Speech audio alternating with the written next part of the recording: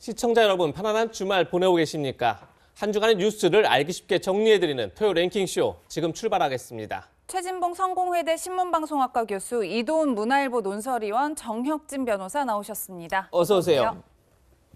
그럼 저희가 준비한 첫 번째 한 랭킹 바로 만나보시죠. 기로에 선 그분 수사.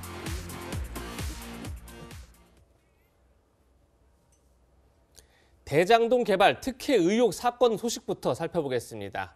대장동 특혜 의혹, 국민적 관심도 크고 대선 전국에 미치는 파급력도 매우 크기 때문에 검찰 수사가 그 어느 때보다 엄정하고 철저해야 할 텐데요. 그런데 점점 부실 수사 논란에 오히려 휩싸이고 있습니다. 그 이유가 뭔지 지금부터 하나씩 짚어보겠습니다. 검찰이 어제 성남시청을 압수수색했는데 뒷북 논란에 휩싸여 있습니다. 그리고 김만배 씨에 대한 이 사건의 핵심 인물이죠. 영장을 청구했는데 오히려 영장 기각을 자초했다. 이런 논란에 또 휩싸여 있고요. 그리고 유동규 전 본부장의 과거 휴대전화를 뒤늦게 압수했는데 이건 역시 논란에 휩싸여 있습니다. 그 이유를 지금부터 하나씩 짚어볼 텐데요. 먼저 어제 검찰의 성남시청 압수수색 현장 모습부터 보고 이야기 이어가겠습니다. 어제 오전 검찰은 성남시청을 압수수색 나섰습니다. 대장동 개발 사업을 추진한 7개 부서에 대해서 압수수색을 실시한 것으로 알려졌는데요. 11시간 동안 압수수색을 한 검찰, 지금 압수수색하고 있는 사무실의 모습이 보이고 사무실은 그 모습을 보이지 않게 하기 위해서 신문지를 덮고 있는 그런 모습도 볼 수 있었습니다. 그런데 이번 압수수색은 검찰이 지난달 29일 전담 수사팀을 조직한 뒤 19일 만에 이루어진 겁니다. 거기다가 16일 만에 이루어진 겁니다. 거기다가 성남시장 집무실과 부속실이 제외됐습니다. 이도훈 의원님, 네네. 유동규 씨 전 성남도시개발공사 사장 직무대리가 구속됐죠. 배임 혐의가 있습니다. 배임 혐의라고 하면 그 윗선에 대한 수사가 필요할 텐데 성남시청의 시장실 그리고 비서실이 압수수색 대상에 제외됐다.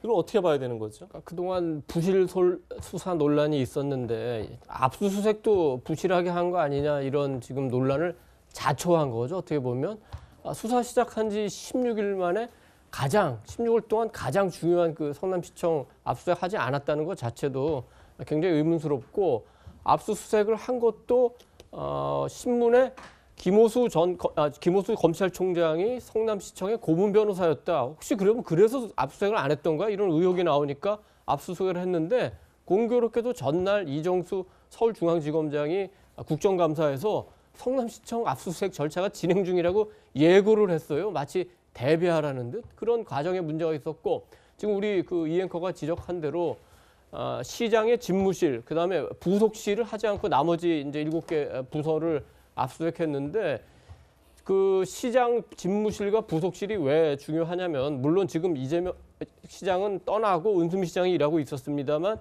네. 이재명 시장이 일했던 당시의 컴퓨터라든지 또는 공용 휴대폰이라든지 또 당시에 그 결제했던 서류라든지 이런 게 그 조금 전에 얘기했던 배임 혐의와 관련해서 굉장히 중요한 자료가 되지 않겠습니까? 예. 이런 걸 하지 않았기 때문에 과연 그 수사 의지가 있는가? 그러면서 이제 두 가지를 하나 따져봐야 되겠습니다. 하나는 이 정권 들어와가지고 검찰 개혁한다고 했는데 결국은 검찰 장악만 하고 수사 능력은 개약하고 무기력하게 만든 거 아닌가?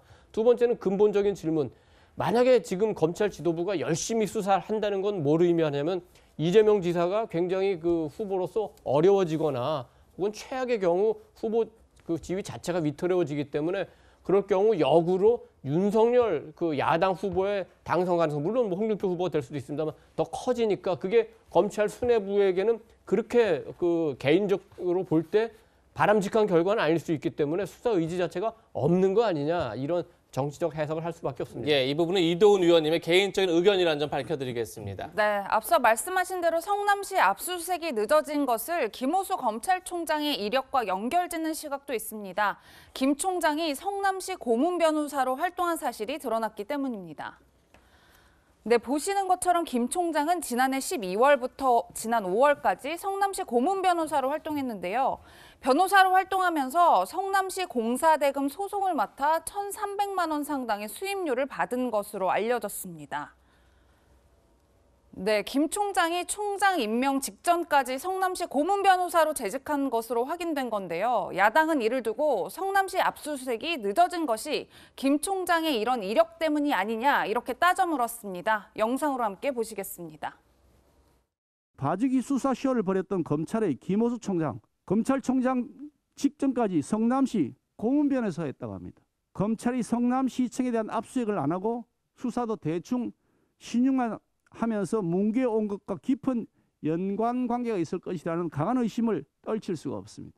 김호수 총장은 지금 당장 수사 지휘권에서 손을 떼고 스스로 회피를 해야 마땅합니다. 김호수 검찰총장이 총장 취임 전 성남시청의 고문 변호사로 활동했던 것으로 확인됐습니다. 성남시청 압수수색은 궁색하기 그지없습니다. 까마귀 날자 배 떨어지는 격으로 김호수 나오자 압수수색입니까? 네, 일단 김 총장은 지역 봉사 차원으로 대장동 사건과는 일체 관련이 없다 이런 입장을 밝혔는데 정 변호사님 저는 궁금한 게 김기현 원내대표 주장대로 김 총장이 완전히 수사에서 손을 떼야 하는 상황인 건가요? 일단은 지역봉사 차원은 말이 안 되는 것 같고요. 저도 저희 고향에서 고문 변호사 했었는데 원래 이제 시 같은 데서 수임료로 1,000만 원 넘는 수임료를 지급하는 경우는 거의 없거든요. 제가 이제 한 4년 정도 그 고문 변호사를 했었는데 그랬던 사건은 뭐 300만 원, 500만 원 그 정도 받았지 1,000만 원 넘게 받은 적은 제 기억이 없고요. 제가 그 규정을 찾아봤어요. 검사윤리 강령을 찾아봤더니 네. 구조 1항에 검사는 취급 중인 사건의 변호인으로 활동한 전력이 있을 때에는 그 사건을 회피한다 이렇게 되어 있어요. 회피할 수 있다가 아니고 회피하여야 한다라고 해석이 되는데 그렇다라고 하면 구체적으로 변호인으로 활동한 전력이 있는 때란 무엇인가? 이 검사윤리 강령 관련해 가지고 운영 지침이 또 따로 있거든요. 운영 지침 4조를 보면 변호인으로 활동한 전력이 있는 때라고 하는 것은 변호인으로 활동한 지 3년이 경과하지 아니한 때 시기를 따지는 거예요. 그런데 그 김호수 총장이 그 검사장 물러난 다음에 변호사 활동한 기간이 몇 달 안 되거든요. 그러니까 성남시 고문 변호사 그만둔 지가 당연히 3년이 안 되기 때문에 검사윤리 강령상 변호사로 활동한 전력이 있는 때에 해당이 되고요. 그다음에 또 한 가지는 뭐냐?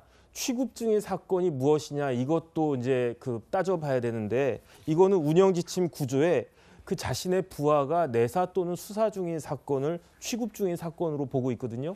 그러니까 그 정리해 보면은 지금 성남시가 내사나 수사의 대상에 포함되는 건 당연한 거고요. 그다음에 김호수 총장이 변호사로 활동할 때 성남시 고문 변호사였던 것도 당연하고 그다음에 성남시 고문 변호사를 그만둔 지가 3년이 안 된 것도 당연하기 때문에 네. 검사윤리 강령과 그 운영 지침에 따라서 회피하는 것이 규정상 맞는 것이 아닌가 싶습니다. 예, 지금 정혁진 변호사께서는 김호수 검찰총장이 이 사건을 지휘하는 게 부적절하다 이런 얘기셨는데 다만 그 수임료 1,300만 원은 김호수 총장이 직접 받은 게 아니라 당시 김 총장이 소속되어 있던 법무법인이 받았다는 점도 좀 밝혀드리겠습니다. 그럼 이번에 검찰의 부실수사 논란 두 번째 얘기 짚어보겠습니다. 바로 무리한 영장 청구로 김만배 씨 영장 기각을 자초했다 이런 얘기인데요. 그제 실질심사 영상을 먼저 보고 그리고 이야기 이어가겠습니다. 그분에 대한 설명 계속 엇갈린다라는 지적들이 있습니다. 아니 그분은 전혀 없고요. 그분은 전혀 없습니다. 맥락을 들어봐야 아는데 그때 이런 얘기 저런 얘기 했을 때는 기억이 나지 않습니다. 그래서 사실 그런 분은 없습니다. 제 거 주인은 제가 주인입니다. 이재명 신고 만배 씨가 나옵니다.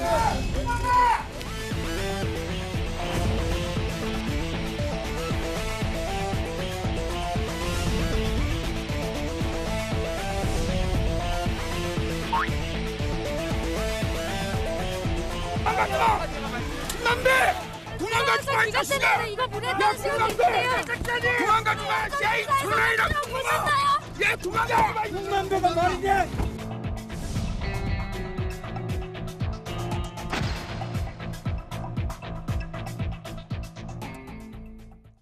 그런데 검찰이 왜 영장 기각을 자초했는지 하는 부분은 바로 여기서부터 시작됩니다. 판사가 묻습니다. 김만배 씨 계좌 추적을 했느냐? 그랬더니 지금 시작했다. 다시 해서 아직 계좌 추적을 안 했다는 얘기입니다. 그러다 보니까 원래는 김만배 씨가 유동규 씨한테 뇌물 5억 원을 현금 1억 원, 수표 4억 원을 줬다 이렇게 얘기했다가 검찰이 오히려 현금 5억 원이다 이렇게 뒤집습니다. 또 재판부는 묻습니다. 이번엔 검찰이 자 김만배 씨의 뇌물 혐의를 입증할 정영학 씨의 녹취록을 틀겠다 얘기했더니 오히려 그것을 김만배 씨에게 들려주지도 않았기 때문에 재판부는 틀지 말라고 합니다. 특히나 김만배 씨 뇌물에 포함되어 있던 50억, 그것은 바로 곽상도 의원 아들에게 제공한 퇴직금 50억을 뇌물로 본 건데요. 곽상도 의원에 대한 조사도 하지 않은 상황이었다고 합니다. 정혁진 변호사님, 이거 부실 수사다 이렇게 봐도 무방한 건가요? 무방할 것 같습니다. 왜냐하면 김만배 씨가 뭐라고 그랬습니까? 이게 녹취록을 보지 말고 돈의 흐름을 보라고 그랬어요. 그런데 돈의 흐름을 보라고 하는 것은 결국은 계좌를 잘 보라는 이야기 아니었겠습니까? 아마 김만배 씨는 이미 다 대비를 해놨을지도 모르겠어요. 그렇기 때문에 판사도 당연히 계좌 추적이 어떻게 되고 있느냐라고 이야기를 했는데 거기에 대한 검사의 답변은 무엇이냐면은 이제 시작했다는 거였거든요. 다시 말해서 계좌 추적이 다 끝나서 그 결과를 보고 난 다음에 이러이러한 결과가 나왔으니 김만배 씨를 구속해 주십시오라고 판사한테 이야기를 해야 되는데 네. 이제 시작하고 아직 결론도 나기 전에 구속영장부터 청구했습니다라고 하는 거니까 영장 담당 판사 입장에선 굉장히 황당했을 것이다라는 생각이 들고 그다음 두 번째는 구속영장을 청구하는 것보다 성남시 압수수색이 훨씬 늦었어요. 그런데 원래 성남시 압수수색해서 관련된 여러 가지 객관적인 물증들을 확보한 다음에 그 녹취록 말고 이러이러한 그 물증들이 있습니다. 그러니까 구속해 주십시오 해야 되는데 오히려 구속영장을 먼저 청구했단 말이죠. 그다음에 세 번째는 저도 이게 제일 황당했는데 제일 중요한 게 그 뇌물죄에 있어서는 돈의 성격이 아니겠습니까? 수표라고 했는데 가서 봤더니 그 자리에서 아닙니다.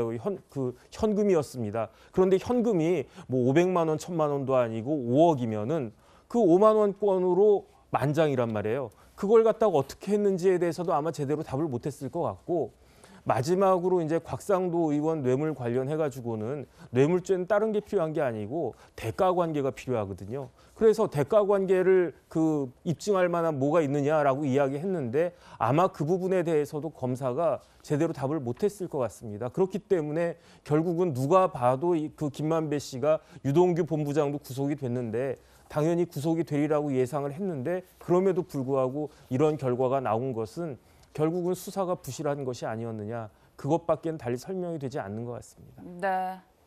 그럼 이번에는 검찰의 부실 수사 논란 세 번째 이야기 짚어보겠습니다. 바로 유동규 씨의 휴대전화 뒤늦게 압수한 것과 관련된 내용인데요. 검찰은 어제 유동규 씨의 휴대전화 한 대를 확보한 것으로 알려졌습니다. 대장동 민간사업자를 성정할 당시인 지난 2014년부터 2015년 무렵 사용하던 건데요. 최 교수님, 그런데 이 과정에서 경찰과 검찰 사이에 수사 혼선이 빚어졌다 이런 지적들이 나오고 있어요. 왜냐하면 경찰 측에서는 유 씨의 휴대전화 행방을 먼저 파악했고 또 확보를 위해서 압수수색 영장을 신청하고 기다리고 있었는데 그 사이에 검찰이 유 씨의 휴대전화를 가로챘다고 주장을 하고 있는 거예요.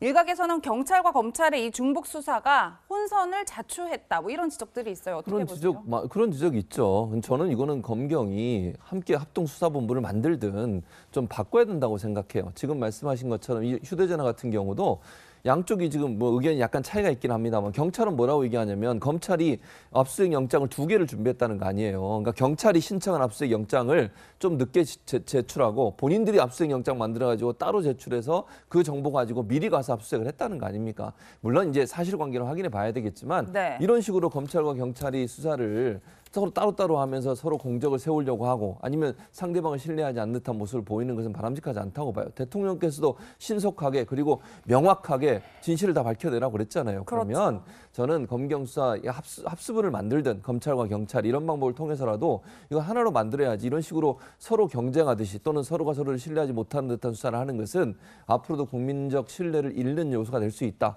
이런 점 꼭 명심해야 될 걸로 보여집니다. 네. 네. 어제는 국민의힘 김은혜 의원이 새로운 녹취를 공개했습니다.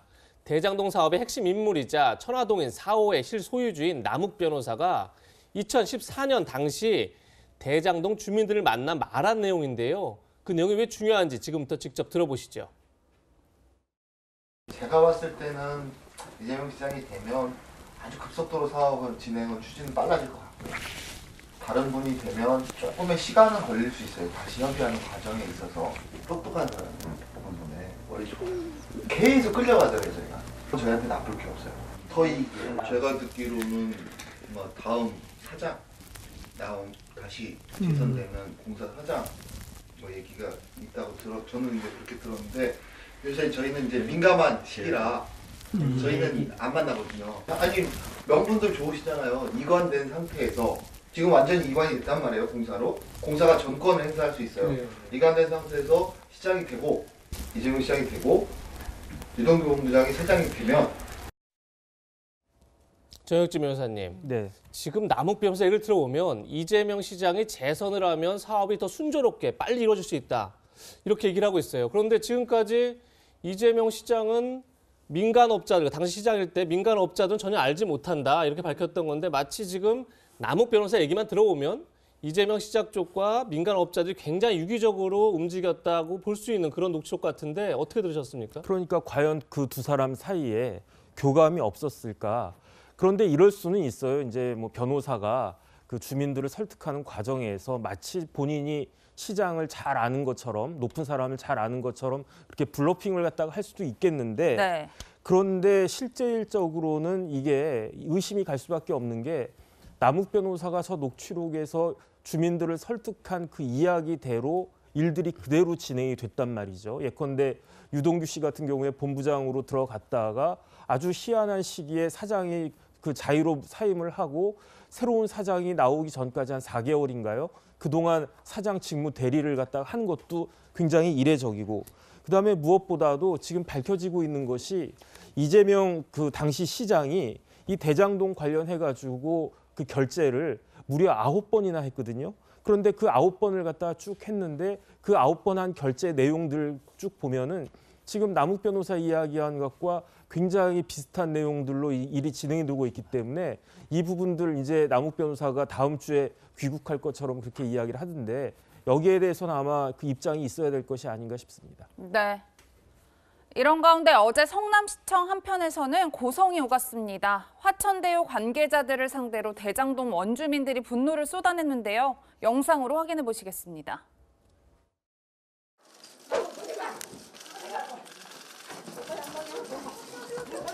뭐가 정당하냐고? 뭐가 정당하냐고 말해봐! 뭐가 정당하냐고! 뭐가 정당하냐고! 뭐가 정당하냐고요? 뭐가 정당하냐고! 우리 집 애들 너무 불쌍하단 말이야 지금. 빚더미가 올라갔단 말이야 우리 집애들 지금. 그렇게 수천억씩 가져갔으면서 지네가 뭐가 당당하다는 거야 지금. 집을 지을 수도 없고 지금 다시 재정착할 수 없는 상황이에요. 그래서 지금 이 상황에서 어떻게 하실 거냐고 얘기를 들으러 왔거든요. 근데 할 말이 없고 우리는 잘못한 게 없다. 나는 단지 당신들이 하는 얘기를 들으러 왔다. 이렇게 얘기한 거예요. 네, 민간 사업자들이 천문학적 수익을 올린 것에 대해서 당시 토지를 수용당한 원주민들이 분노를 표출한 건데요. 이 논란은 대선 전국의 핵심 쟁점으로 떠올랐습니다. 민주당 이재명 후보 그리고 국민의힘 윤석열 후보 직접 충돌하고 있는데요. 그 소식은 다음 두 번째 한랭킹에서 만나보시죠. 저희가 준비한 두 번째 한랭킹은 명락대전이요, 명석대전. 명락대전을 뚫고 민주당 후보를 거머쥔 이재명 경기도지사. 이제 본격적으로 야권의 유력 주자인 윤석열 전 검찰총장 때리기에 나섰습니다. 이른바 명석대전이 시작된 건데요. 윤석열 전 총장 역시 이 지사를 직접 겨냥했습니다. 법원이 지난해 윤 전 총장에 대해 정지 2개월 징계 처분을 한 것을 두고 정당하다 이런 판단을 내리자 이 지사 어제 직접 이런 글을 썼습니다. 마치 친일파가 신분 위장의 독립군 행세를 하는 것과 다름없다. 징계로 면직된 공무원이 어떻게 공무원의 최고 수장인 대통령이 될 수 있느냐. 국민께 사죄하고 후보직 사퇴는 물론 정치활동 중단을 선언해라. 이렇게 얘기를 했습니다. 이 후보의 공격에 윤석열 후보 역시 민주당 경선이 마무리된 것을 놓고 직접 공격에 나서면서 영석대전이 본격화되고 있는데요. 자, 이번에는 대장동 수사를 놓고 윤석열 후보가 이렇게 글을 남겼습니다. 26년 검사 생활에 이런 수사 방식 처음 본다. 검찰이 이대로 가면 이재명 캠프의 서초동 지부라는 말을 듣게 될 것이다. 그리고 정혁 회계사 녹취록에 있는 그분이 정치인이 아니다 이렇게 말한 어제 이정수 서울중앙지검장의 얘기를 두고 이재명 대변인이나 할 수 있는 소리다. 이렇게 강하게 비판한 겁니다. 최진봉 교수님, 이재명 후보, 윤석열 후보 확실히 이제 민주당 경선이 마무리되고 두 사람이 직접 서로를 향해서 날카롭게 공격하고 있어요. 그렇죠. 어떻게 보십니까? 뭐 이제 아무래도 대선을 앞두고서 서로가 서로를 공격할 수밖에 없는 상황이라는 생각이 듭니다. 두 가지 사건이 있었죠. 그러니까 두 가지 사건이 한 가지 사건이 있었네요. 그러니까 법원에서 행정법원에서 판결에 나온 내용을 가지고 이재명 지사가 지금 공격을 하는 거죠. 왜냐하면 그 징계, 그러니까 윤석열 후보가 검찰총장 당시에 징계를 받았는데 그 징계에 대한 판결이 나왔는데 물론 1심 판결입니다만 판사 사찰 문건에 대해서는 개인정보를 잘못 사용했다라고 하는 내용하고 그리고 한동훈 검사장 감찰을 방해했다는 내용, 이 두 가지 내용이 사실로 확인된다라고 법원이 판결을 내렸기 때문에 이 부분에 대해서 이제 공격을 하는 거예요. 그러니까 그 전에 그런 어떤 검찰총장으로 일을 하면서 공정하게 지금 왜냐하면 윤석열 후보는 공정과 정의를 본인의 트레이드 마크로 내세우고 있지 않습니까? 이제 그 부분을 문제가 있다라고 지적을 하는 거고 지금 현재 이제 이재명 후보에 대해서 윤석열 후보는 이제 현재 수사가 진행되고 있는 대장동 의혹 관련해서 관계가 있고 검찰이 너무 편파적이다 이런 주장을 하는 건데 뭐 수사 결과는 둘 다 나와봐야 알겠죠. 물론 이 판결도 1심 판결이니까 2심 판결을 항고를 했으니까요. 어떻게 나올지 지켜봐야 될 텐데 앞으로 점점점 이런 이제 서로 간의 공격은 더 커질 거예요. 왜냐하면 이제 선거를 앞두고서 상대방의 약점이나 상대방의 논란이 될 수 있고 이슈가 될 수 있는 사회적 이런 부분들을 적극적으로 부각을 시켜서 상대방의 후보가 문제가 있다는 점을 부각시키는 전략으로 갈 가능성이 높다고 봅니다. 네. 민주당에서도 윤 전 총장을 향해 후보직을 사퇴하라 총공세를 펼쳤는데요. 이에 대해 윤 전 총장 측은 이렇게 맞받았습니다. 영상으로 확인해 보겠습니다.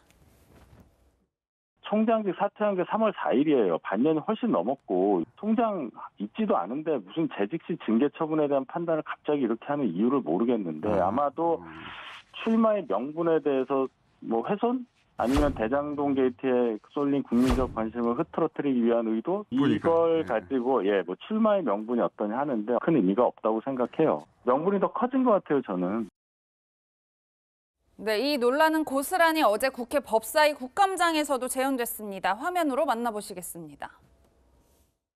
국민의힘 대선 후보 경선 과정에 딱 한복판에 이런 판결을 내렸어요. 여기에 정치적 의도가 있다고 우리는 판단하는데 홍보 측에서도 지금 선거 국면도 있고 해서 가능한 빨리 종결해달라고 희망했다고. 오히려 지금 국민의힘에서 경선 중이기 때문에 특정 후보의 정치 일정을 고려해서 선거기를 연기하는 것 자체가 또 다른 후보들에게는 정치적인 결정이다 이렇게 보여질 수도 있지 않겠습니까? 정치적인 고려를 했으면 어제 선거를 안 했을 것 같습니다. 선거를 앞두고 어제 선거한 자체가 그런 의식을 전제 안 했다는 거 뒷받침하지 않는가 싶습니다. 네, 정 변호사님 들으신 대로 윤 전 총장 측에서는 이 1심 재판 결과를 두고 대장동 수사 물타기다 이렇게 맞받고 있어요. 어떻게 보세요? 저는 그렇게 보지 않습니다. 그다음에 이거는 명확하게 윤 후보 캠프에서 논평을 잘못하는 거라고 생각을 하고요. 그다음에 재판에 대한 감도 전혀 없는 것 같아요. 왜냐하면 정직은 사실 의미가 없거든요. 왜냐하면 일을 갖다가 이제 그만두라는 이야기인데 2달 동안 물러났는데 무슨 정직이 의미가 있겠습니까? 그렇기 때문에 원래 제대로 이게 참모들이 제대로 판단을 했었다면 윤 총장이 사퇴하면서 아니면 그 이후에라도 판결 나오기 전에 어차피 정직이라는 게 의미가 없으니까 소취하십시오 이렇게 건의를 했었어야 됐는데 그렇게 안 한 거죠. 왜 그러냐면 지난번에 작년 12월 24일 날 집행정지 결정이 나왔거든요. 그런데 그때는 인용이 됐어요. 왜 인용이 됐냐면 그 위험이 있기 때문에 긴급한 필요가 있기 때문에 그걸 인용을 했던 거지 그 내용을 갖다가 그 집행정지 결정문을 곰곰이 뜯어보면 이미 대검 수사정보정책관실에서 재판부 판사들의 세평이나 특이사항 같은 것들을 정리해서 문건화하는 것은 악용될 위험이 있기 때문에 매우 적절하다. 매우 부적절하다.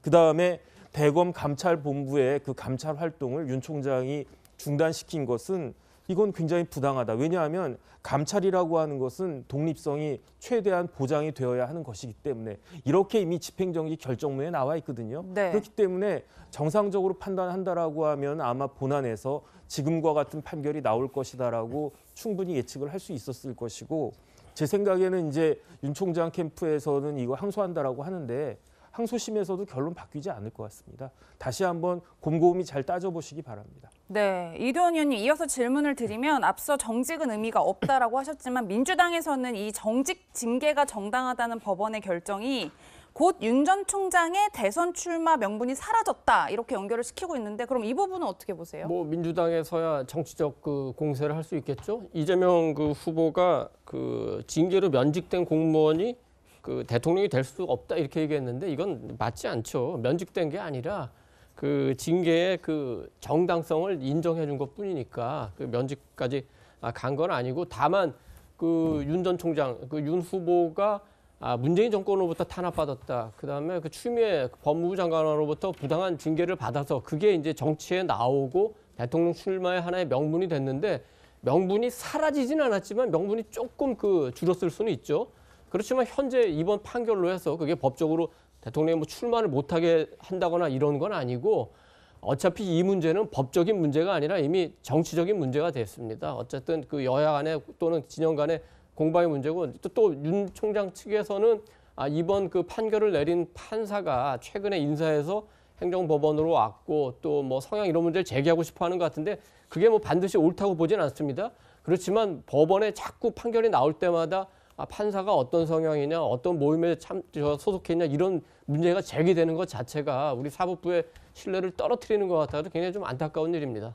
네.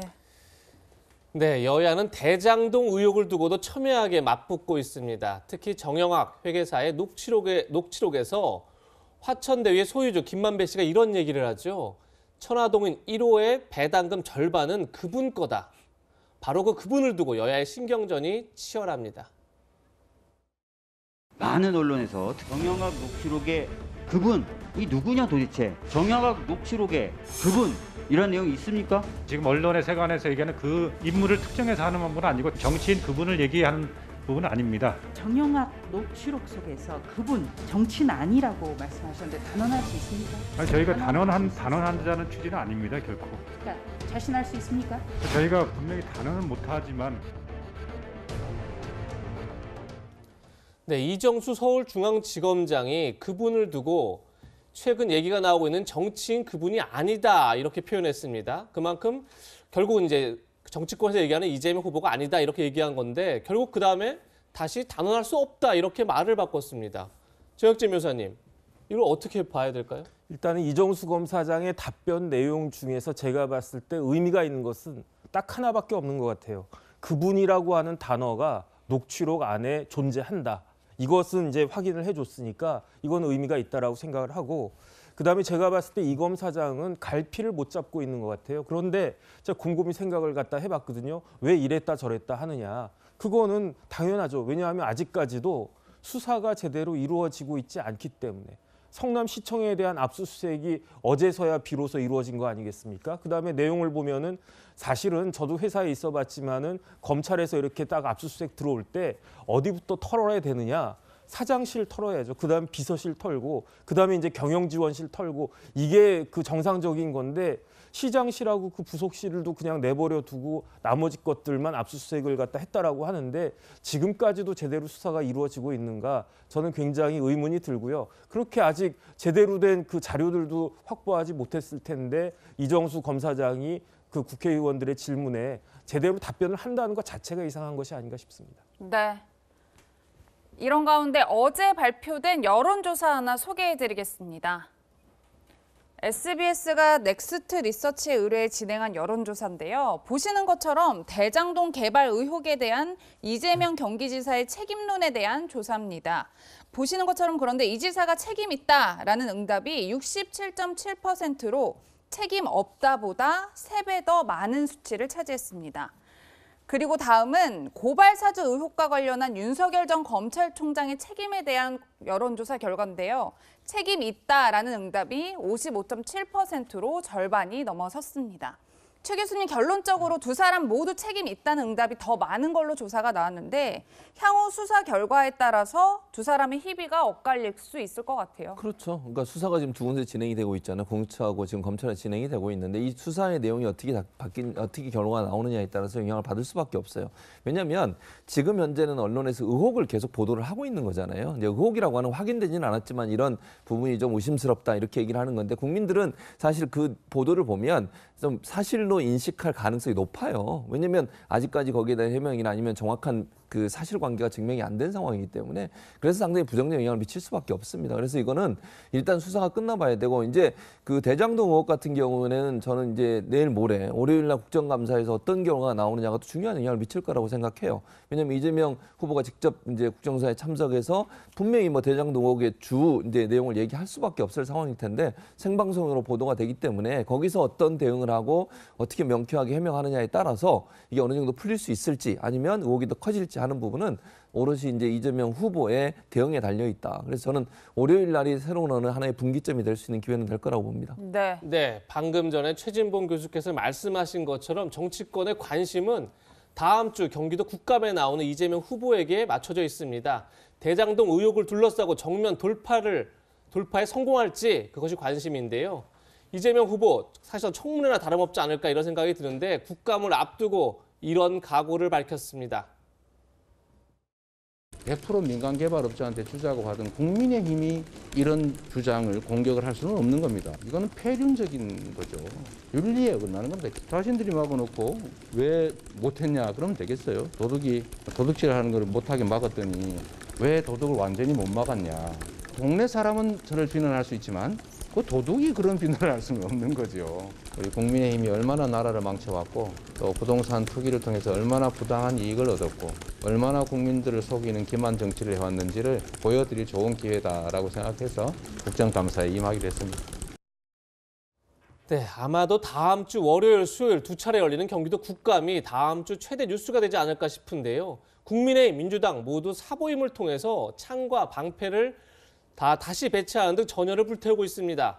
이도현 의원님, 다음 주 국감에서 뭔가 새로운 게 터져 나오고 뭔가 새로운 분기점 될 것 같으세요? 분기점이 될 수도 있고 태산명동 서일필이라고 해서 그냥 그저 그렇게 넘어갈 수도 있고 뭐 그런 상황인 것 같습니다. 우선 이재명 후보로서는 지금까지 해왔던 입장, 민관 그 공동 사업을 통해서 공익을 환수하는 것까지는 내가 했고 그 이후에 민간 측의 이익은 내가 잘 모르겠다.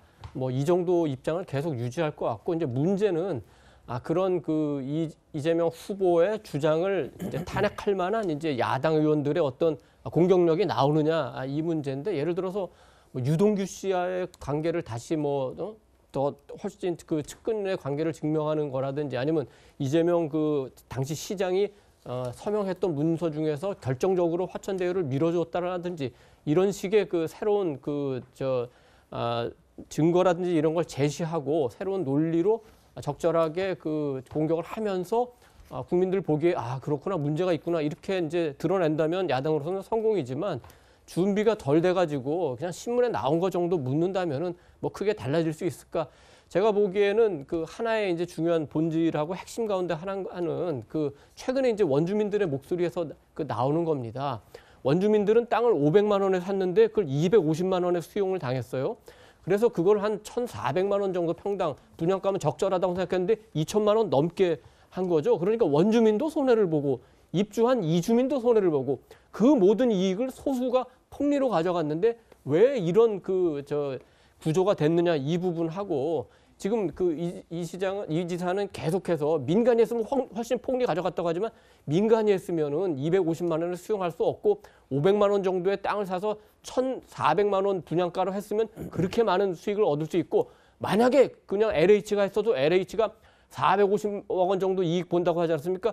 그거 봐라. 우리가 훨씬 많이 환수했대지만 환수가 목적이 아닌 거죠. 원주민과 이주민의 이익이 목적이기 때문에 LH가 했으면은 그 싸게 땅을 수용했어도 분양가는 낮춰가지고 원주민도 이주민도 이익을 보게 했기 때문에 이런 이재명 후보의 논리적 허점 이런 걸 얼마나 쉽고 잘 설명할 수 있느냐.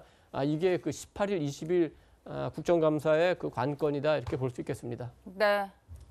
이재명 후보 어제 윤 전 총장의 이 점을 공격하고 나섰는데요. 그 목소리도 함께 들어보시겠습니다.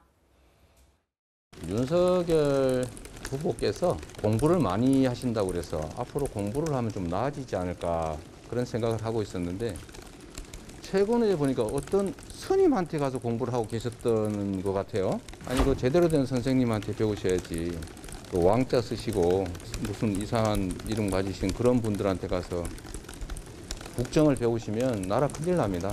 본인의 들보는 안 보고 남의 눈에 티를 찾아가지고 침소봉대한 다음에 정말로 지나칠 정도로 가혹하게 검찰 권력을 행사했던 점에 대해서 좀 반성하시면 좋겠습니다.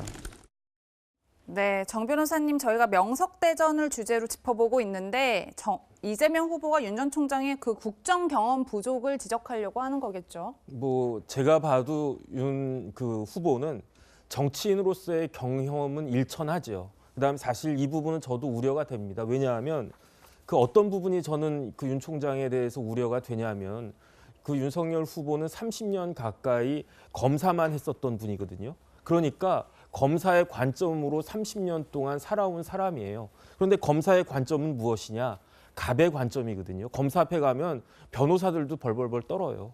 왜냐하면은 그런 상황에서 과연 을의 입장을 제대로 파악할 수 있을 것인가, 을에 대해서 공감할 수 있을 것인가, 이 부분이 사실은 저를 포함한 많은 사람들이 걱정하고 있는 부분일 것 같은데, 그런데 지금 이재명 그 후보가 지적하고 계신 부분은 이러한 지적이라기보다는 그 윤 후보의 무속적인 성향을 지적하려고 하는 것이 아닌가 싶은데 네. 과연 그러한 지적이 얼마나 많은 사람들한테 제대로 공감을 얻을지는 잘 모르겠습니다. 네, 저혁진 변호사와는 여기서 인사드리겠습니다. 고맙습니다. 그럼 저희가 준비한 세 번째 핫랭킹 지금 만나보시죠.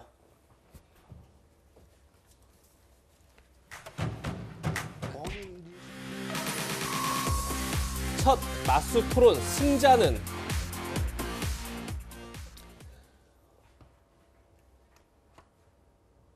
어제 저녁 국민의힘 대선 주자들이 처음으로 1대1 맞수 토론을 벌였습니다.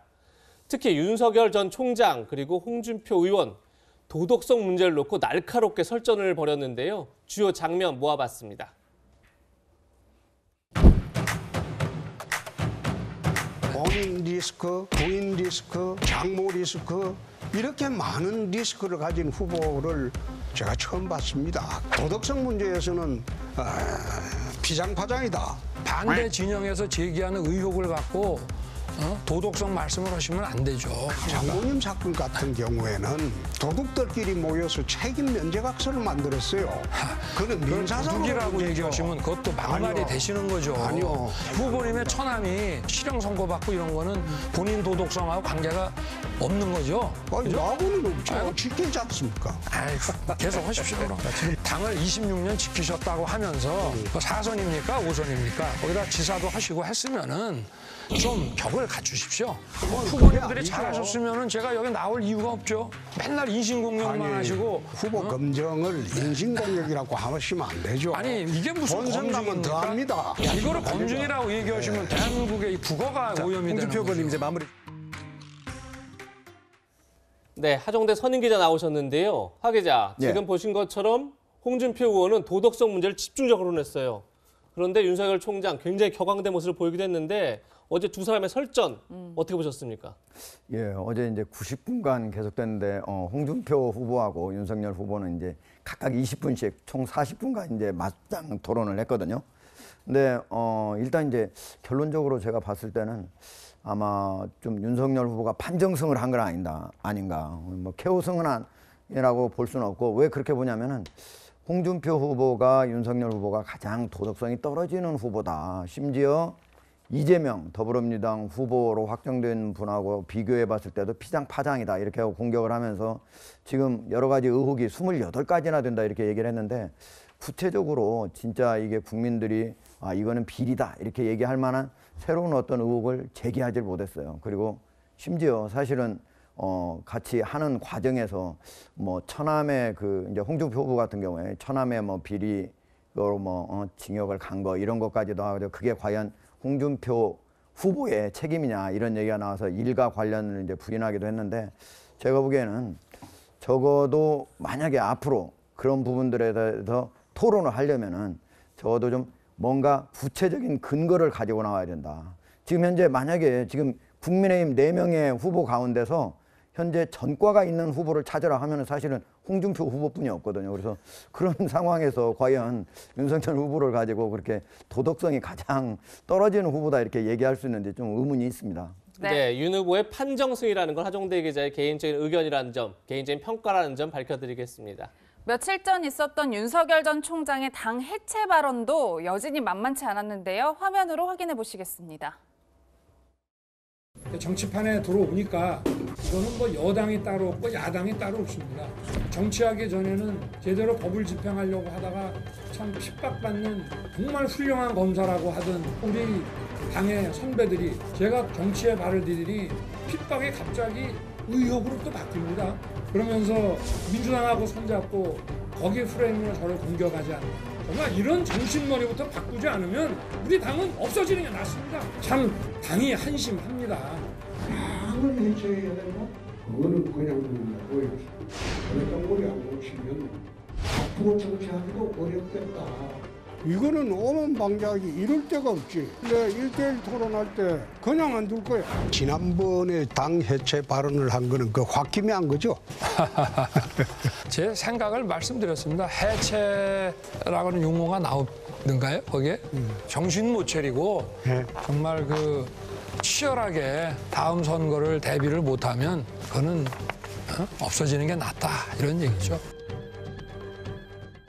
최 교수님, 앞서서 뭐 정신머리, 버르장머리 굉장히 거친 표현이 오갔는데 일단 어제 토론만 보면 당 해체 논란은 좀 어느 정도 정리가 됐다. 저희가 이렇게 볼 수 있을까요? 아니, 저는 그렇게 안 보이는데요. 그러니까 이 문제는 사실은 물론 해명을 하긴 했어요. 윤석열 후보가. 그러니까 당이 이런 의도로 해야 된다는 의미는 했지만 그 발언 자체는 당원들한테 상당히 큰 상처를 줬을 거라고 저는 봐요. 왜냐하면 이게 발언하는 가운데 후보들 사이에 나왔던 문제 가지고 화가 나서 저렇게 얘기를 하는 거거든요. 그러면 후보들한테 얘기를 하지 왜 당을 해체한다고 얘기를 하면 그건 전혀 연관성이 없어요. 당과 관계 있는 게 아니고 본인을 서운하게 했던 후보들의 문제점들을 지적하면 되는 건데 그거 당을 해체한다고 얘기를 하면 오랫동안 정말 국민의힘에 전신에 있었던 정당부터 있었던 분들 입장에서는 왜 갑자기 당이야 이런 얘기가 나올 수밖에 없어요. 그래서 저기서 그냥 간단히 해명하고 넘어갔지만 그분에서 당원들 중에 상처받는 분들은 분명히 있을 거라고 저는 보고 거기서는 좀 더 진솔한 사고가 저는 필요하다고 보고 윤 후보님은 이런 게 좀 저는 좀 이게 이해가 안 되는 부분이 뭐냐면 같은 당에 있는 후보라도 경선 때는 공격하는 거예요. 그리고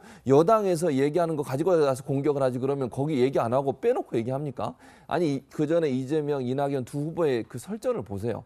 그럼 뭐 정말 입에 담을 수 없는 말까지 하는 경우도 있잖아요. 그러니까 그건 이해하시고 가셔야 돼요. 그게 원래 경선은 그렇게 하는 겁니다. 뭐 같은 편이니까 공격하지 않고 얘기 안 하고 이건 말이 안 되잖아요. 그것 때문에 화를 내시면 경선 어떻게 끝까지 하시겠어요? 그거는 당연히 그렇게 되는 거고 어찌 보면요. 여야 후보가 싸울 때보다 당내에 있는 사람 싸울 때가 더 치열한 거예요. 예. 그게 이제 경선의 과정이다. 이렇게 이해해야 될 거로 저는 봅니다. 네. 이런 가운데요. 김종인 전 비상대책위원장이 한 언론과의 인터뷰를 통해서 윤석열 전 총장을 사실상 지지하는 발언을 했습니다. 직접 들어보시죠. 지금 현재로서 보면은 윤석열이가 제일 껄끄러운 상대일 거예요. 그분이 영향력이 있나요? 그분이 투표권이 있나요? 나도 지금 현재 당원이고 매달 당비도 납부하고 있고 또 책임당원으로 투표라고 내 핸드폰에 와서 내 투표를 한 사람이 내가 뽑은 사람이 될 거라고. 김종인 전 위원장이 내가 누굴 뽑았는지 말하진 않았지만 뭐 다들 알 것 같습니다. 이동 의원님. 그런데 윤석열 총장 쪽에 손을 확 들어줬는데 이 경선 국면이잖아요. 어쨌든 간에 3차 지금 마지막 최종 컷오프가 남아있는데 영향을 많이 미칠 것 같으세요?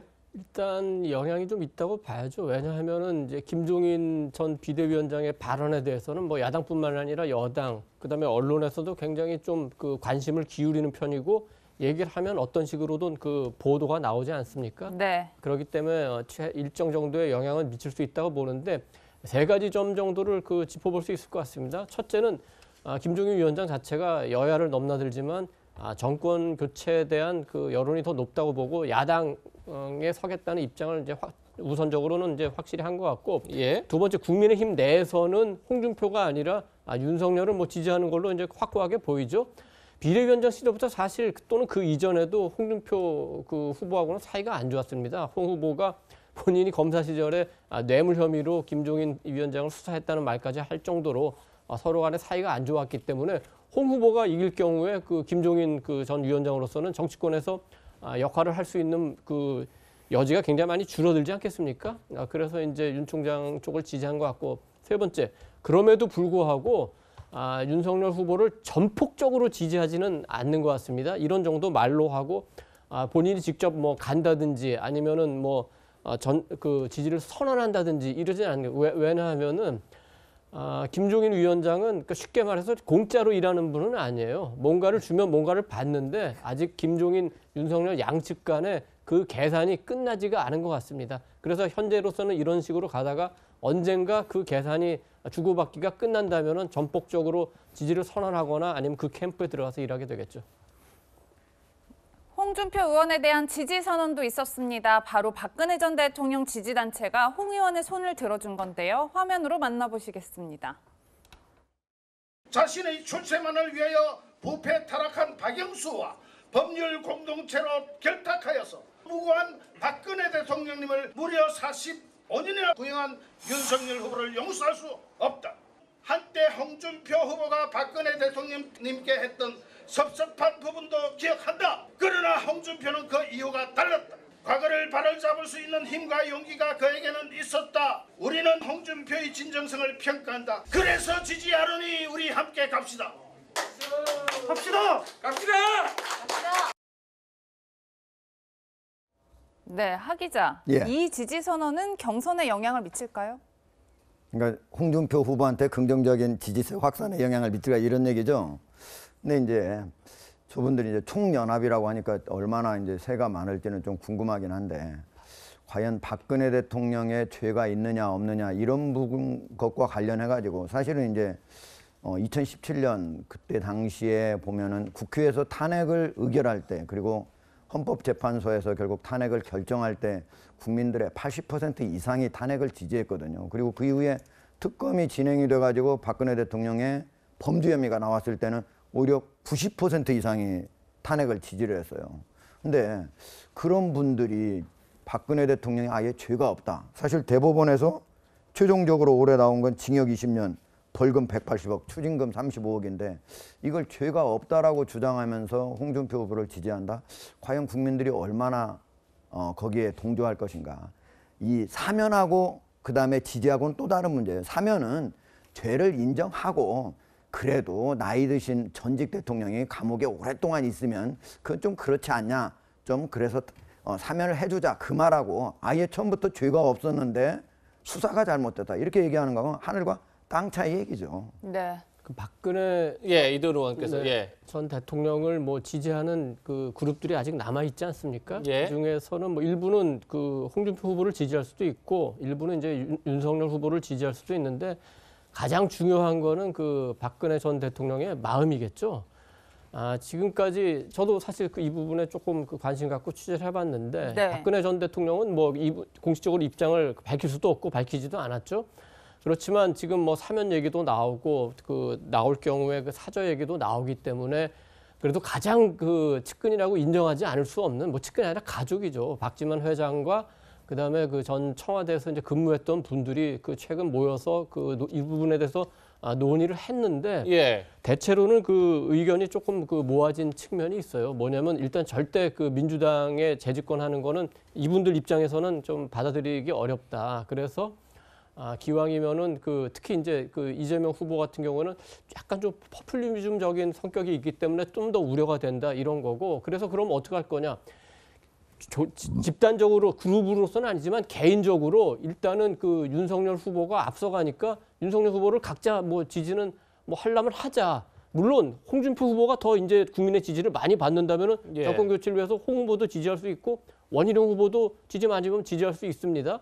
그렇지만 현재로서는 윤석열 쪽에 조금 생각을 하는 이유가 뭐냐면 첫째는 아직까지는 그래도 그 여론조사하면 윤석열이 많이 나오고 두 번째는 만약에 지금 야당이 집권을 하더라도 180석 지금 현재로서 법률 190석이 이제 야당이 되면은 거대 더불어민주당 야당이 생기는데 거기에 맞서서 전국을 이끌면서 이른바 문재인 정권의 적폐청산까지 하려면은 윤석열 정도의 어떤 그 강단이나 뭐 밀어붙이기 이런 게 필요한 게 아니냐. 이런 게 지금 박근혜 그 전 대통령의 그 핵심 측근들의 공감대입니다. 물론 합의를 해서 그렇게 발표를 하고 가진 않지만 그런 흐름이 있다는 건 제가 뭐 말씀을 드리겠습니다. 예, 이 취재 내용은 처음 공개하신 것 같아요. 사실 어제 뭐 칼럼에 조금 쓰긴 했습니다. 아, 그렇습니까? 예, 알겠습니다. 어제 유승민 후보와 원희룡 후보 간에도 1대1 토론이 있었습니다. 윤석열 후보를 두고 두 사람의 확연한 입장 차이를 확인할 수 있었는데요. 직접 들어보시죠.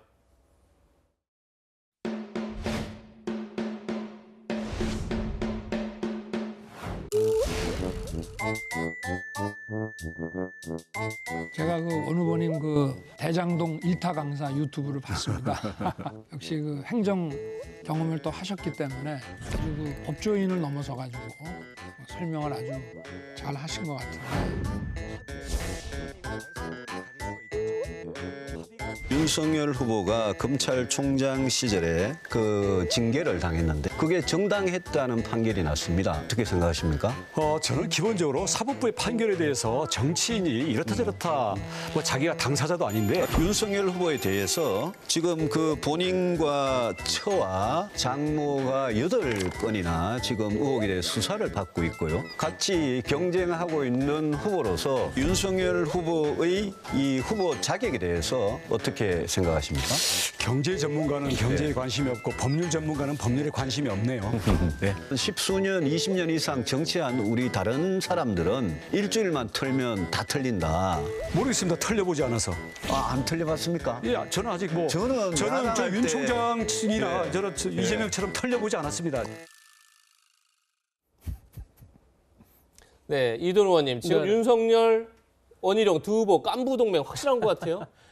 뭐 그렇게 볼 수도 있지만 원희룡 후보는 지금 윤석열 후보뿐만 아니라 홍준표, 유승민 후보에 대해서도 어떤 네거티브 공격은 거의 하지 않고 있습니다. 예. 포지티브하게 가고 특히 이제 그 어려운 경쟁을 뚫고 4인 후보 안에 들었는데 4인 후보 안에 들면서 사실 그 보수 세력 내에서 원희룡 후보에 대한 굉장히 관심이 높아졌어요. 사실 도덕성이나 능력이나 이런 면에서 뭐 특별한 문제가 없고 경력도 잘 쌓아오지 않았습니까? 그리고 이번에 새롭게 드러났지만 뭐 학력고사도 수석하고 그 뭐 사시도 수석하고 굉장히 그 수재형인데 이제는 머리가 아니라 현장에서 본 여러 가지 문제를 가슴으로 풀어내겠다 이런 식으로 그 정치를 하기 때문에 지금은 윤석열 후보와의 그 깐부 역할이 주목을 받지만 조금 만약에 원희룡 후보의 지지율이 조금 더 오른다 그러면 원희룡 후보 자체로서도 각광받는 그 시간이 올 겁니다. 물론 이제 20일밖에 남지 않아서 아예 역전을 할 수 있냐 이거는 뭐 굉장히 어려워 보입니다만 깐부 역할을 넘어서는 원희룡 그 후보의 그 역할도 뭐 기대를 해도 괜찮을 것 같습니다. 예. 네. 그럼 오늘의 마지막 한 랭킹 바로 만나보시죠. 갈 길 먼 원팀. 네, 민주당 이재명 후보와 당 지도부는 경선 갈등을 털어내고 원팀을 만드는 데 전력을 다하고 있습니다. 후보 선출 닷새 만인 어제 이재명 후보와 민주당 의원들 사이에 상견례가 있었는데요. 이재명 후보 발언 들어보시죠. 작은 차이를 넘어서서 또 경쟁 기간에 작은 갈등들을 다 넘어서서 그걸 오히려 에너지로 만들어서 더 큰 힘으로 승리의 길을 향해서 나아갈 것입니다. 저는 우리 이낙연 후보님의 그 품격과 그 품넓음에 진심으로 감동했습니다. 더불어민주당의 훌륭한 원로로서 또 중진으로서 또 정말로 많은 정치 경험을 가지신 선배로서 제가 많은 가르침을 받고 또 함께 하도록 하겠습니다.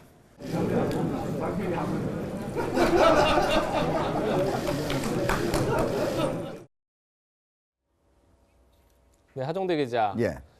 이재명 후보를 두고 구속 가능성도 있다 이렇게까지 언급했던 서른 의원과 포옹을 했어요. 이쯤 되면 당내 갈등이 봉합됐다 이렇게 봐도 될까요?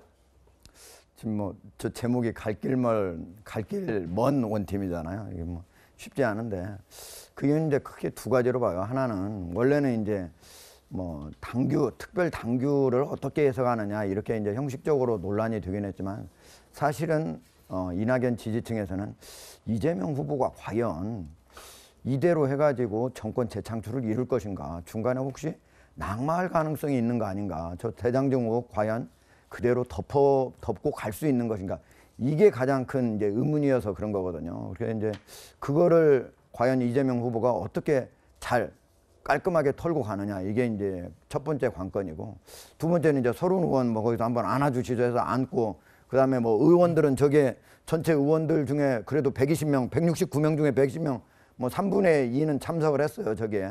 물론 이제 그 참석 안 하는 의원들도 상당히 많기도 하지만은 의원들을 만약에 그 설득하는 건 그렇게 어려운 게 아니에요. 앞으로 뭐 공천도 받고 해야 되니까. 그렇지만은 제가 이렇게 보면은 지금 이제 뭐 이재명 후보 카카오톡도 뭐 몇천 명씩 있는 것도 있고, 그다음에 이낙연 후보 쭉 있는 것도 있는데, 이낙연 후보를 지지했던 그런 데 들어가 보면 여전히 오히려 이재명 후보에 대해서 계속적으로 문제를 제기하고 가처분 신청 낸 거에 대해서 그거 어떻게 되는가 관심 갖고 지금 그러고 있는 상황에서 당원들이 원팀이 아직까지 되지 않았다. 이 상당히 시간이 걸릴 것 같다 하는 게 일반적인 예측입니다. 네. 말씀대로 원팀으로 향하는 길은 여전히 험난해 보이는데요. 영상부터 함께 보시겠습니다. 보시는 것처럼 이재명 후보 다른 의원들과 이렇게 악수를 나누시는데, 보셨는지 모르겠는데 전해숙 민주당 최고위원은 이 후보와 이렇게 악수하지 않고 의 총장을 먼저 빠져나가는 모습이 카메라에 포착이 됐습니다. 이재명 후보를 향해 원팀을 재촉하지 말라 이렇게 강조하기도 했는데요. 전해숙 의원의 목소리 들어보시겠습니다. 빨리 원팀이 안 된다고 바람처럼 세차게 몰아붙이거나 타다할 것이 아니라 태양처럼 옷을 벗어 던질 때까지 따뜻하고 포근하게 배려하고 감싸주는 것이 필요하다고 봅니다. 네, 뿐만 아니라 이낙연 캠프의 전 공보단장은 이재명 후보의 행보를 두고 이런 글을 올리기도 했습니다. 보기 역겨운 장면을 봤다. 엊그제까지만 해도 원수를 대하듯 하더니 평소 이재명 후보의 언행을 보면 그의 말은 입에 발린 거짓말이다. 이 의원님 굉장히 강도 높게 비판을 하고 있는데, 이것만 보면 당내 갈등 봉합이 쉽지 않겠다 이런 생각도 들어요. 그러니까 통화를 하고 악수를 하고 이렇게 끌어안을 수는 있죠. 등을 두드리고. 그렇지만 좀 어느 마음을 좀 바꾸는 데는 그래도 시간이 좀 걸리지 않을까요? 너무 서두르는 것 자체도 모양도 그렇게 뭐 아주 편해 보이진 않고 역효과가 있을 수 있습니다. 예를 들어서 이재명 후보가 이제 이낙연 후보와의 그 통화 사실을 공개를 했는데, 그런 것도 이낙연 전 대표가 공개했으면 더 좋았겠죠.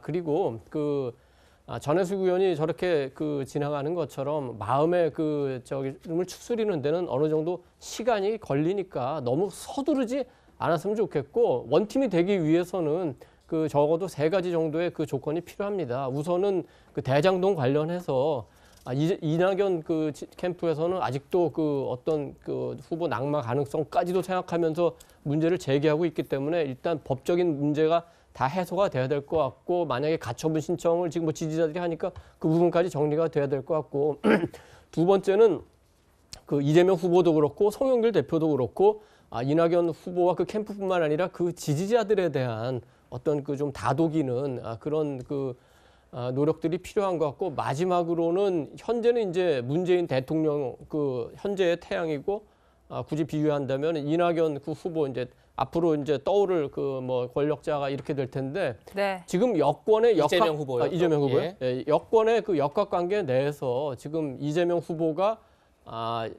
완전히 장악하고 있느냐. 왜냐하면 이제 후보가 선출되면은 대통령에서 대통령 후보로 이제 역학관계가 넘어가게 되는데, 지금 그런 상황이 됐느냐, 여권 내에서 이재명 후보가 확고한 위치를 차지하고 있느냐, 이런 게 어떻게 전개되느냐에 따라서 원팀이 확고하게 이루어질 수 있느냐 없느냐, 그게 달린 것 같습니다. 네. 당내 갈등을 봉합해야 할 송영길 대표가 어제 사과했는데요. 자신의 발언이 오히려 당내 갈등을 부추겼기 때문입니다. 먼저 사과 발언부터 들어보시죠. 제가 일부 극단적인 행태를 지적하는 과정에서 부적절한 비유와 표현이 있었습니다. 심려를 끼쳐드린 점, 또 상처를 받으신 분들에게 깊은 사과의 말씀을 드립니다. 송 대표에게 사과한 이유가 있습니다. 얼마 전에 이낙연 전 지지자들 향해서 거의 일배 수준을 공격한다. 극단적 행태 지적하는 과정에서 부적절한 비유 표현이 있었다. 어제 사과했는데 최지명 교수님, 어제 사과로 좀 어떻게 당내 갈등이 봉합되거나 이낙연 지지자들이 조금 마음을 좀 누구로 틀릴까요? 어떻습니까? 뭐 완전히 그렇게 될 수는 없죠. 저는 시간이 필요하다고 봐요. 그러니까 일단 시작은 잘 하셨어요. 저는 송영길 대표가 사과하신 건 정말 잘했다고 생각합니다. 당연히 그렇게 해야 돼요. 그러니까 일단 낙심한 분들을 위로하는 게 필요한 거지 공격하는 건 필요하지 않습니다. 지금 상황은 그런 상황이 아니고요. 제가 볼 때도 지금 현재 이낙연 전 대표를 지지했던 많은 분들이 완전히 마음을 바꾸는 시간이 필요합니다. 그 시간을 좀 기다려주고 계속 그분들한테 마음을 열게 할 수 있는 여러 가지 행동들을 해야 한다고 저는 생각해요. 이재명 후보도 그렇고 송영길 대표도 그렇고 그 합작품을 통해서 민주당이 하나 될 수 있도록 만드는 거고 이건 시간이 필요한 거니까 너무 급하게 안 하셔도 된다고 저는 봅니다. 조금씩 하다 보면 언젠가 한 마음이 될 거라고 저는 보고요. 마지막 되면 결국은 뭉치게 돼 있어요. 여야가. 그런 상황이기 때문에 크게 문제가 될 거라고 보진 않습니다. 알겠습니다. 이런 당내 갈등에 대장동 의혹까지 겹치면서 이재명 후보 지지율에도 비상이 걸렸습니다. 하종대 기자, 같이 보면서 좀 얘기를 나누면 좋겠는데 이재명 후보가 오히려 대선 후보로 선출된 이후에 윤석열 후보와의 격차가 더 줄어들었습니다. 그리고 다음 장도 하나 볼까요? 홍준표 후보는 오히려 지지율이 바뀌는 그런 모습을 보이기도 했는데 어떻게 보십니까? 그러니까요. 저게 이제 이재명 후보가 과거에 이미 나왔던 무슨 뭐 형수와의 관계라든가 아니면 김부선 씨 문제, 형과의 문제 이런 것들은 이미 나왔기 때문에 유권자 그리고 민주당, 더불어민주당 지지자들 사이에 별 영향을 미치지 못했는데 이번에 새로 나온 대장동 의혹과 관련해서는 저게 바로 여론에 지금 영향을 미치고 있다고 봐야 되거든요. 특히 이제 더불어민주당에 문제가 있다라고 생각하는 사람들은 이제 그동안의 내로남불이 가장 큰 문제다 이렇게 얘기를 했는데 지금 이재명 후보가 대장동 의혹 관련해서 해명하는 과정에서 보인 태도는 오히려 적반하장이다. 이거는 그냥 중도층뿐만 아니고 더불어민주당 지지층 내부에서도 일부 층에서 이건 좀 심한 거 아니냐. 과연 이거를 남의 책임이라고 할 수 있느냐. 이렇게 해가지고 과연 정권 재창출이 이루어질 수 있겠느냐. 이런 의심을 하고 있기 때문에 적어도 이재명 후보가 이거에 대해서 명확하게 자기 자신의 책임 부분을 정확하게 얘기를 해야만 그걸 국민들이 납득할 수 있어야만 저 지지율이 다시 반등할 수 있을 것이라고 봅니다. 네. 하 기자 개인 의견까지 짚어봤습니다. 세 분과는 여기서 인사드리겠습니다. 고맙습니다. 그럼 지금부터 올바른 우리말을 배워보는 시간 갖겠습니다. 오늘은 어떤 내용인지 먼저 화면으로 만나보시죠.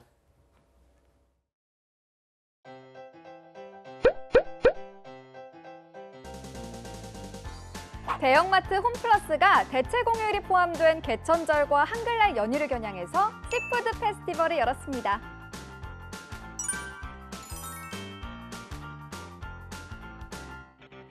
대형마트 홈플러스가 대체 공휴일이 포함된 개천절과 한글날 연휴를 겨냥해서 해산물 축제를 열었습니다. 프랜차이즈 커피 전문점 스타벅스가 창사 50주년을 맞아 리유저블 컵데이 이벤트를 열었습니다.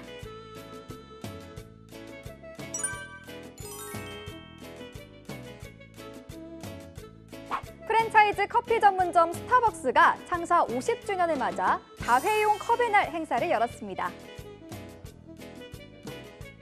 넘치는 유통가외래요. 우리말로 쓸 순 없을까요?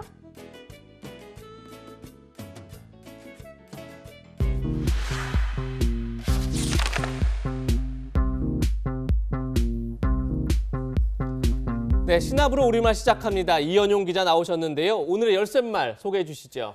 네, 오늘의 열쇠말은 소비 문화입니다. 여러분 물건 고르실 때 특히나 외래어 많이 보실 텐데요. 순화할 만한 외래어들 골라봤습니다. 네, 이 기자, 구체적으로 어떤 사례들이 있을까요? 네, 첫 번째 살펴볼 말은요. 홈 루덴스 그리고 그린 테일입니다.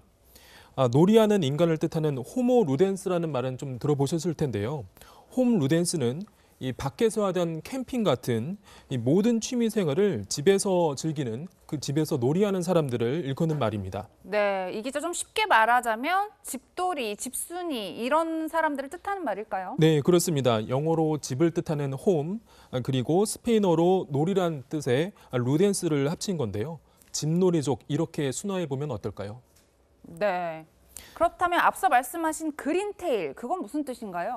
네, 코로나로 이 택배 이용 많이 늘어나면서 택배 포장으로 인한 환경 문제도 대두됐는데요. 기업들이 택배 포장에 친환경 노력을 기울이는 용어입니다. 이해하기 쉬운 우리말로는 친환경 유통이라고 순화해 볼 수 있겠습니다. 네, 또 다른 사례가 있을까요? 네, 음식과 관련해서도 순화할 용어들이 적지 않습니다. 이 바쁜 일상 속에서 건강을 지키는 먹거리를 뜻하는 케어푸드라는 말, 이 돌봄식 혹은 돌봄 음식으로도 순화할 수 있고요. 로우푸드라는 말은 이 저자극 음식으로 순화해 볼 수도 있습니다. 이 케어푸드는 좀 생소하신 분들 있으실 텐데요. 이 도라지즙이나 이 레드비트 같은 요즘 이렇게 많이들 나오는데요. 이 노인이나 환자 그리고 유아 등의 맞춤형 영양소를 갖춘 그런 음식을 말합니다. 네, 이 기자, 앞서 영상에서 나온 레몬마켓 이런 용어도 참 생소해요. 그렇죠. 이 너무 시어서 바로 먹지는 못하고 음식의 식재료로 쓰이는 레몬. 미국에서는 속어로 불량품이란 의미로도 쓰이는데요. 네.